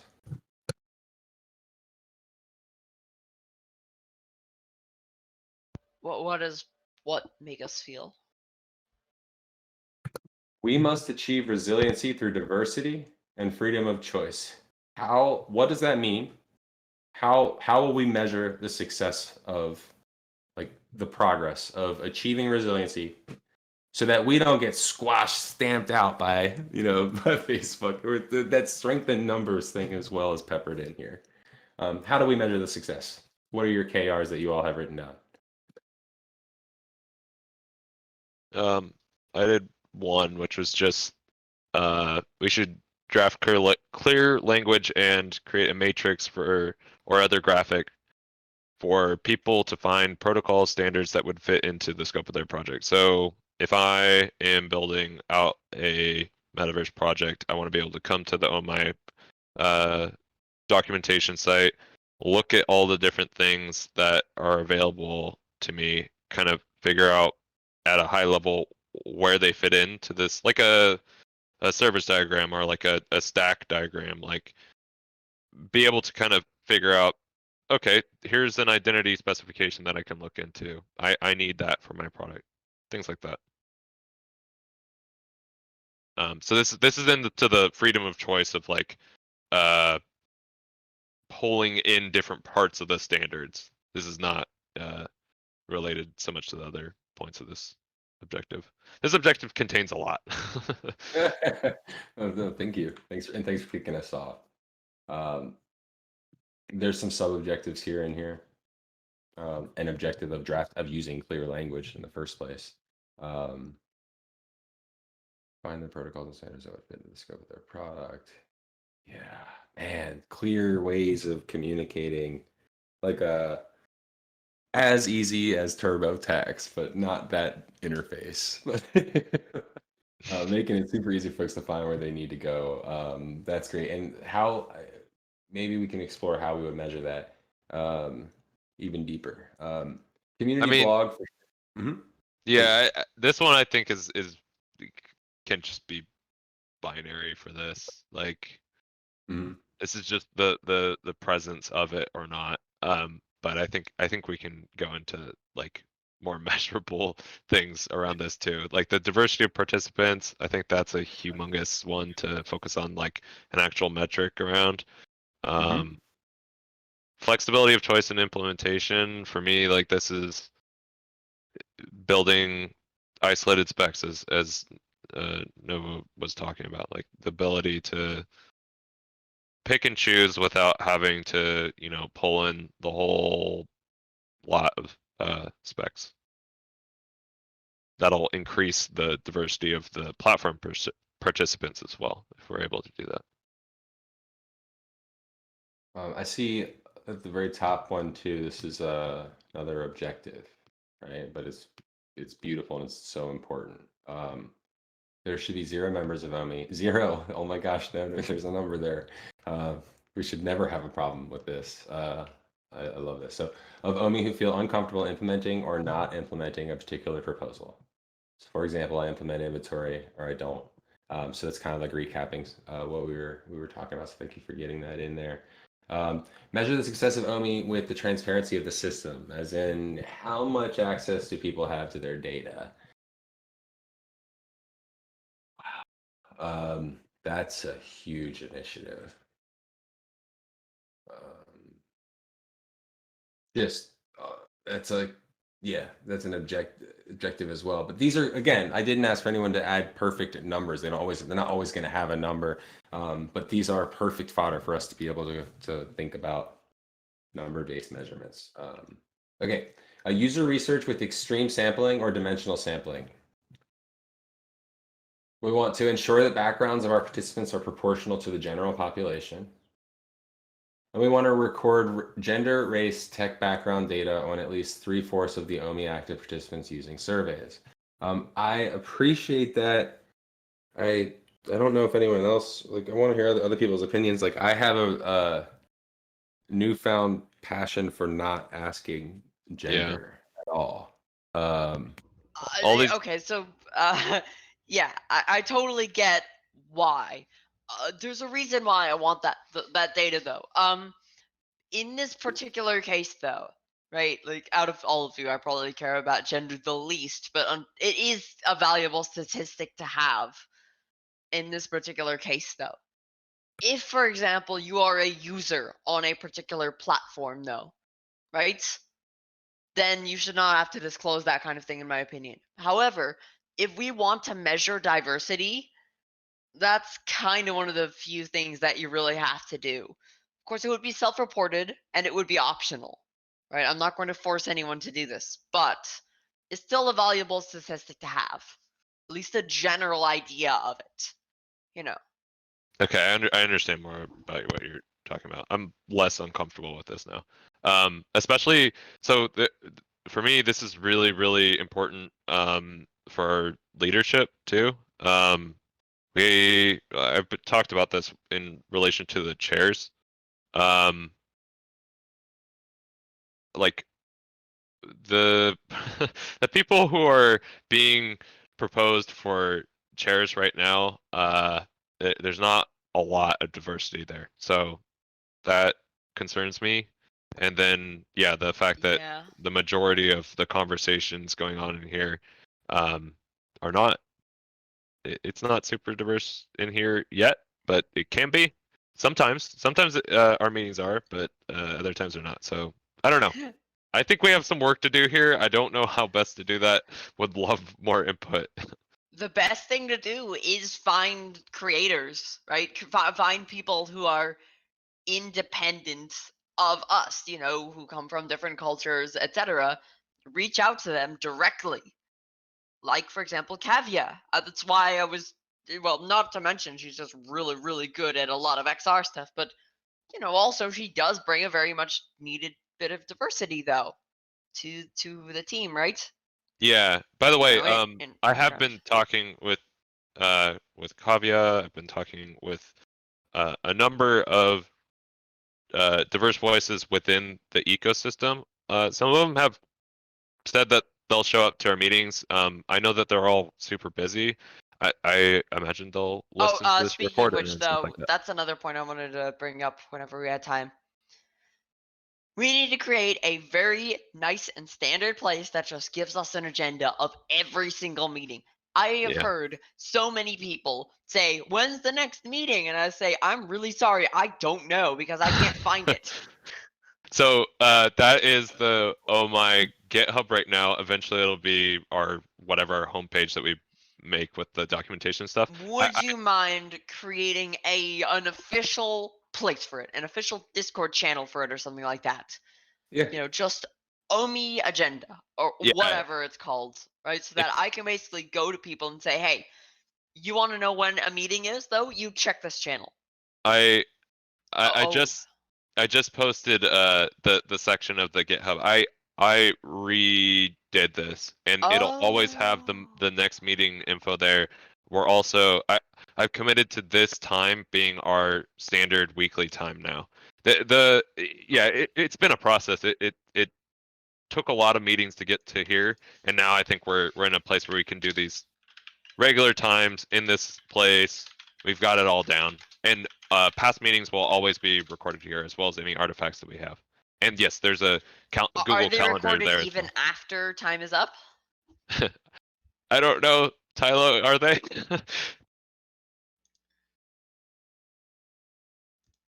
Yeah.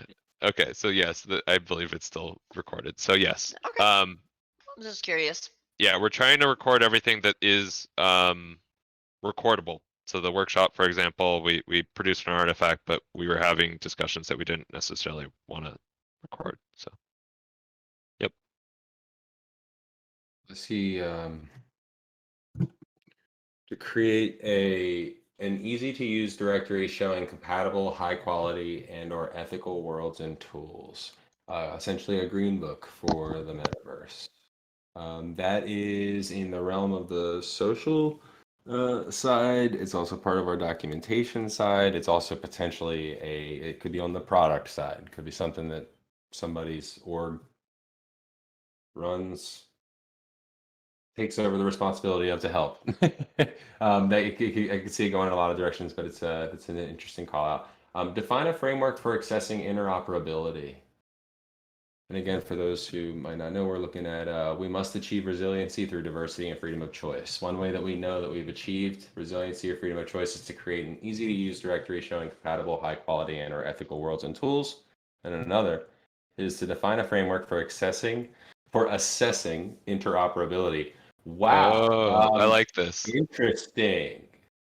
If we're going to be claiming to be an interoperability group, it might be helpful if we could create some type of framework or tool or publicly displayed measurement. Here's how we're measuring. Have you, That's brilliant. Jesse? Have you heard of this site? Can I use? No. Okay, so for web developers, when you have a web API or CSS feature or browser feature that you'd like to use, you can go to the site and it'll tell you which browsers support that specific feature and which versions of the browsers support it. And that's a really great idea. Like we could have this matrix of like, here are all these platforms and here's all of the my specifications that they support. And it gives, it puts a little pressure on some of these platforms, but it also gives them, some free advertisement too. So that's good. I like that. Yeah, that's a good idea. Let's move that up. Well, I guess just fold it, do something so we don't forget about this conversation. There we go. Okay. Next up, again, we must achieve resiliency through diversity and freedom of choice. And one way that we know we've achieved that is to hold at least half of all OMI meetings in virtual worlds by 1 year. So it's there again, right? And I know Novi, you wanted to expand on why, and I would love to hear. To ensure OMI compatible platforms are improving and compliant, ensuring that they are user friendly by testing firsthand, and exploring new platforms with possibly better UX. So it's like a whole culture. That part pairs in with the culture of innovation as well. Thoughts about this, or Nova, do you have any additional context that maybe I'm not capturing? Oh, it's something I wrote. Oh, I thought it was you that wrote it. I thought Wait, where is it? I'm sorry, I totally it's forgot. okay. It's holding at least half of all OMI meetings in virtual worlds by 1 Oh year. yeah, You yeah, said that yeah. you put it in every I section. pretty much mentioned everything I wanted to before. I guess I could repeat some of it, but it's basically just like there's so many reasons to do it though. We get to test out worlds that are, based on OMI standards though, or implement OMI standards, right? We get to test out other platforms that don't adhere to OMI standards so we can see possibly what we might want to implement, and we can see it firsthand is the key, right? We have, we have all the dog fooding stuff, I mean, and also we can sort of get every single person to have the exact same level of knowledge and experience in a meeting though, right? Plus it's Yeah, more so it's engaging overall. There are already enough platforms to where doing this could be very productive, like Gel for example. It's like I love Gel. It is yeah, I was talking so about it nice. today. I That's mean, funny. it has a few glitches, but like everything does.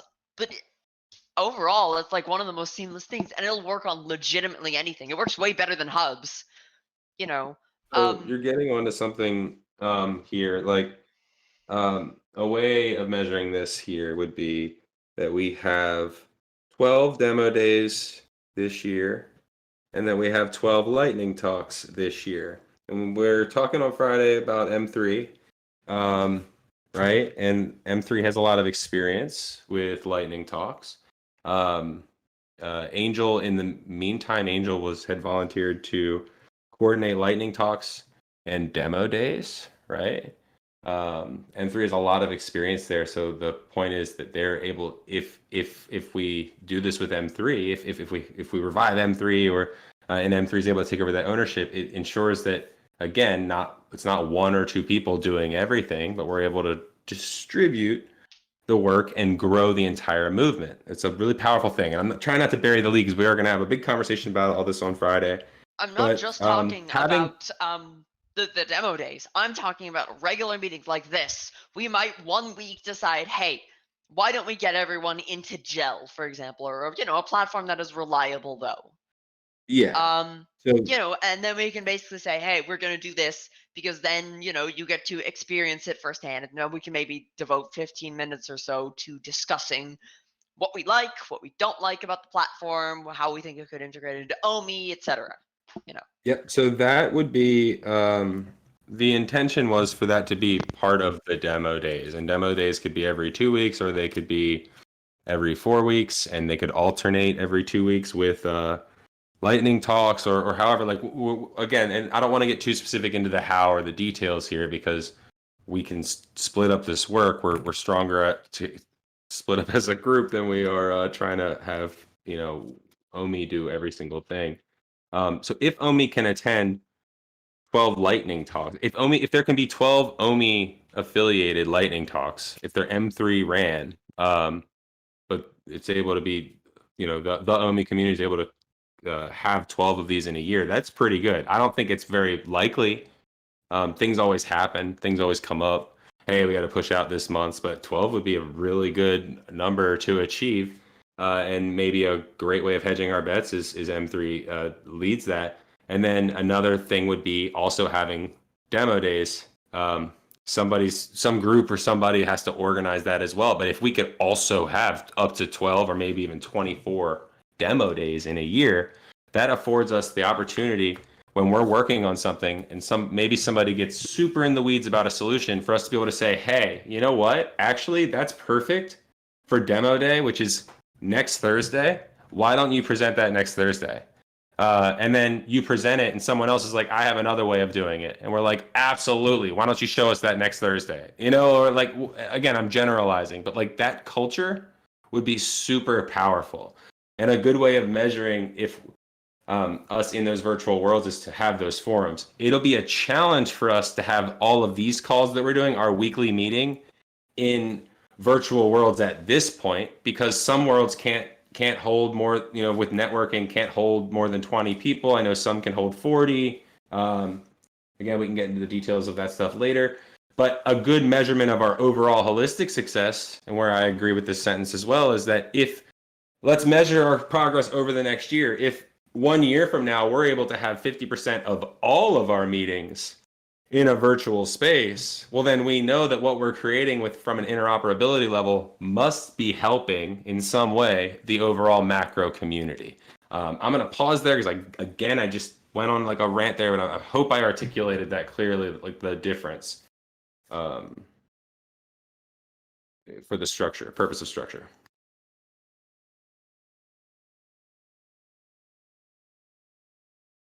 Okay.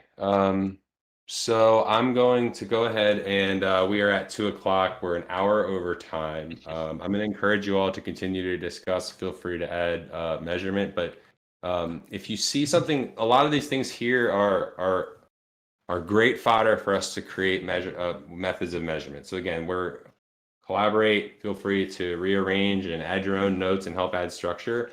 At the very least, if nobody does anything else after today, you can still rest assured that this will still continue to move forward, and something will be presented by the end of the week for us all to be able to review. Cool. What's today? Wednesday. So by Sunday. Yep. So Right. I think we should wrap up, and then next meeting we can. I think we're going to start getting into those sort of proposals to meet some of these. And I think so. Jesse, can we just add more of these, key metrics as we go? Is that how this is going to work?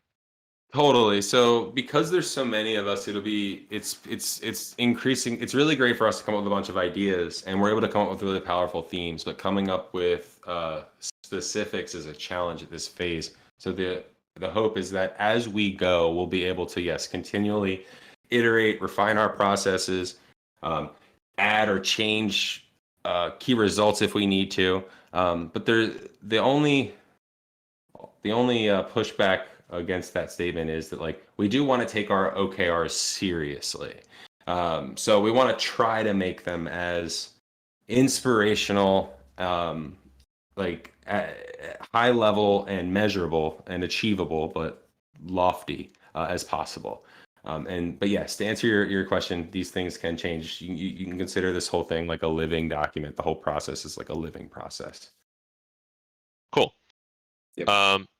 Cool. So we'll get this sorted out, and then we'll continue adding to it next. So we got the community discussion on Friday. I'm gonna get the info out for that. I think we're gonna do noonish Pacific on Friday. And then same time next week, our weekly meeting, and we're gonna start getting into the proposals. I'll get the documentation out for what the proposal process is, but people can start talking about all their different ideas. I will ask, if you have ideas that you'd like to present at these weekly meetings, that you get your ideas on the agenda. We're trying to keep this to an hour. Obviously, we went way over this week, but it's really helpful to know ahead of time like what people want to talk about and all that. This is how a majority of these like working group meetings kind of go. Is you propose things the like couple days up leading up to the meeting, and then we can schedule it out and make sure that we get everyone's topics covered. Anyways, yeah, that's about it. Oh, how do we get our ideas on the agenda? GitHub discussions. There will be when I basically there's always going to be a GitHub discussion for that meeting. So example, there's the GitHub discussion for meeting 3 right now. That will be posted immediately after this meeting. I'm gonna create the discussion for next week. It'll be on the GitHub repository. I'll link that in the meeting chat right now. Just under the meeting section, there's like the next meeting info, and there'll be that agenda and discussion link there. You can click on that, and then that'll go to the next meeting GitHub discussion. Just put your stuff in there in a comment. Yep, that's about it. All right, Thanks, everyone. everybody. Thanks everyone for coming, and we'll talk to you more on Friday, and if not, we'll see you next week. I am very excited. So there's an event this Friday, right? Yes. So Friday at noon. I'm just gonna have to check with What is this Jen. event about? Is it on the agenda? I don't It's see it. it was discussed around community development, so stuff outside of the scope of protocols and standards. We want to foster a community with co-development, and this is also going to be like how we get people to write content for this documentation site, and work on projects together basically. And then Jen really wanted to talk about incentive structures for that. So how do we incentivize the people who are organizing all these events week after week? It's a lot of work. So we're just gonna have a full conversation around that. There's lots of different solutions that we could come up with there. M3 was, around for a long time and did this stuff for a long time. But it kind of fell apart because there wasn't a whole lot of incentives to keep going. So yeah, we're gonna revisit that and just have an open discussion around community building and incentives for that community on Friday at noon. Cool.